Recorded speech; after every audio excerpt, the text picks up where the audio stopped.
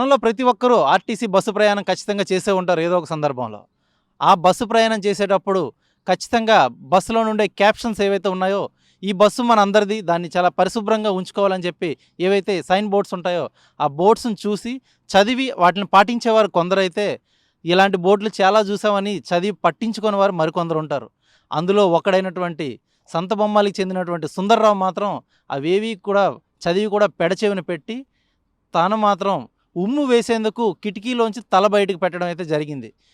కానీ ఆ తల బయట పెట్టిన తరుణంలో మాత్రం దానికి తగిన మూల్యం చెల్లించుకోవాల్సి మాత్రం వచ్చింది. శ్రీకాకుళం జిల్లా టెక్కలి నియోజకవర్గంలోని ఇందిరాగాంధీ జంక్షన్ వద్ద ఒక ఆర్టీసీ బస్సులో ప్రయాణం చేస్తున్నటువంటి సుందర్రావు ఆ రన్నింగ్ బస్సులోని ఉమ్ము వేసేందుకు తాను తల బయటకు పెట్టడం జరిగింది. ఆ తల బయట పెట్టే క్రమంలోని పెట్టిన తల పెట్టినట్టే బయట ఉండిపోయింది కిటికీలోంచి. ఆ తల తీసేందుకు మాత్రం నానా యాతనలు పడి, ఎవరికి చెప్పుకోవడానికి సిగ్గుపడి 20 నిమిషాల పాటు ఎవరికి చెప్పకుండా తన వంతుగా తాను కృషి చేశాడు బయటకు రావడానికి. కానీ ఎప్పటికీ ఇరుక్కున్న తల బయటికి రాకపోవడంతో ఆ బస్సులో తోటి ప్రయాణికులు ఎవరైతే ఉన్నారో ఆ ప్రయాణికుల సహాయం పొందేందుకు మాత్రం అరుస్తూ వారి యొక్క మద్దతుని తీసుకునేందుకు ప్రయత్నించాడు. కానీ ఈ 15 నిమిషాల జర్నీలోని ఇతను ఎంత ప్రయత్నించినప్పటికీ, తోటి ప్రయాణికులు ఎంత ప్రయత్నించినప్పటికి కూడాను ఇరుక్కున్న తలను మాత్రం ఎవరు కూడా బయటికి తీసుకురాలేకపోయారు. ఆ విషయం డ్రైవర్కి వెళ్ళి చెప్పగా, డ్రైవర్ మాత్రం టెక్కల్లోని ఇందిరాగాంధీ జంక్షన్ వద్ద బస్సును పక్కన నిలుపుదల చేసి, ఆ తల ఏదైతే ఇరుక్కుపోయిందో సుందర్రావుది, ఆ తలను తీసేందుకు మాత్రం ప్రయత్నించారు. అయినప్పటికీ కూడా ఆ తల రాకపోవడంతో బయటికి అక్కడ ఉన్నటువంటి పరిసరాల్లో ఉన్నటువంటి స్థానికులు ఎవరైతే ఉన్నారో వారంతా కూడా కొందరు బస్సు లోపల నుండి, మరికొందరు బస్సు బయట నుండి నానా ప్రయత్నాలు చేసిన తర్వాత చివరికి ఆ ఇరుక్కున్న తలను మాత్రం బయటకి తీయడం అయితే జరిగింది.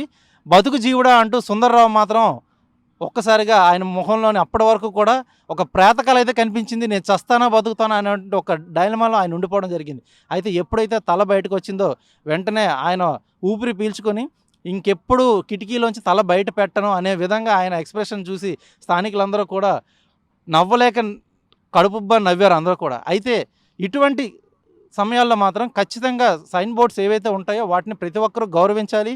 అవి ప్రయాణికులు సురక్షితంగా ప్రయాణం చేయాలనే ఉద్దేశంతోనే అక్కడ వేయడం అయితే జరుగుతుంది.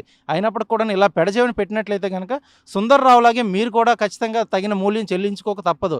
అయితే మరికొందరు మాత్రం ఆర్టీసీ బస్సు మెయింటెనెన్స్ ఏదైతే ఉందో ఈ మెయింటెనెన్స్ సరైన విధానంలో మెయింటెనెన్స్ లేదని చెప్పడం, ఆ మెయింటెనెన్స్ చేసే క్రమంలోని ఆర్టీసీ అలసత్వం ఏదైతే ఉందో ఆ అలసత్వం స్పష్టంగా కనిపిస్తుంది. ఒక ఎమర్జెన్సీ డోర్కి సంబంధించినటువంటి ఆ మూవబుల్ విండో ఏదైతే ఉందో ఆ విండో కనుక అటు ఇటు అది మూవ్ అయితే కనుక సుందర్రావుకి ఈరోజు ఈ పరిస్థితి అయితే వచ్చేది కాదు.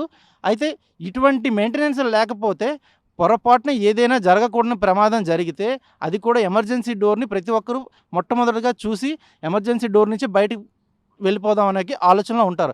అటువంటి ఎమర్జెన్సీ డోరే మెయింటెనెన్స్కి గురైతే ఆ మెయింటెనెన్స్ కోల్పోయినటువంటి ఆ డోర్ ఏదైతే ఉందో అది సకాలంలో తెరుచుకోకపోతే ఎవరికైనా ఎటువంటి ప్రాణ నష్టమైనా జరిగినట్లయితే కనుక దాని పూర్తి బాధ్యత అలాగే ఆ ఆర్టీసీ యాజమాన్యం యొక్క ఫెయిల్యూర్ని మాత్రం ఖచ్చితంగా అందులో స్పష్టంగా కనిపిస్తుంది.